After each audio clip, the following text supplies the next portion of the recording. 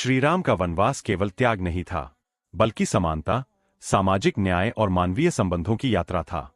और इस यात्रा के पहले साक्षी और पहले वनवासी भाई बने निषादराज गुह।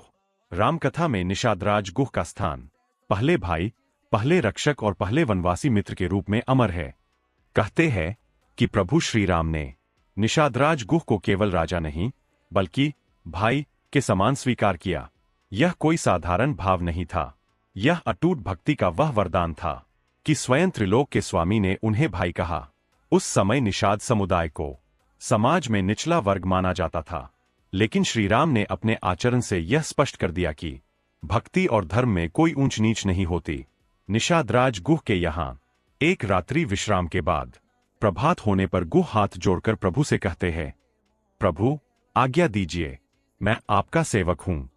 तब श्रीराम उत्तर देते हैं, तुम केवल मेरे मित्र नहीं, तुम मेरे भाई भरत के ही समान हो।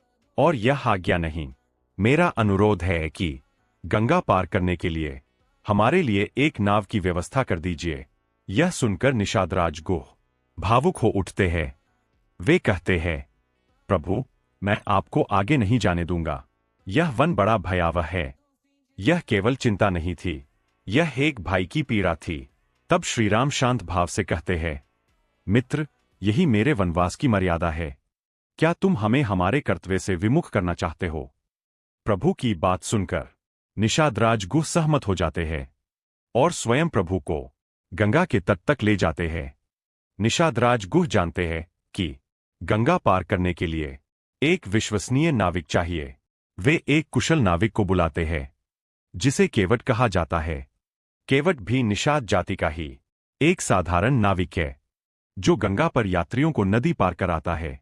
लेकिन केवट की प्रभु श्रीराम के प्रति भक्ति अद्भुत है।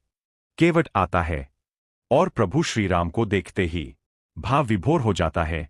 आगे की पावन कथा जानने के लिए वीडियो को लाइक करें, अपनी भावना कमेंट में लिखें और ऐसे ही रामकथा प्रसंगों के लिए चैनल को सब्सक्राइब करें। जय श्री राम, जय सीताराम।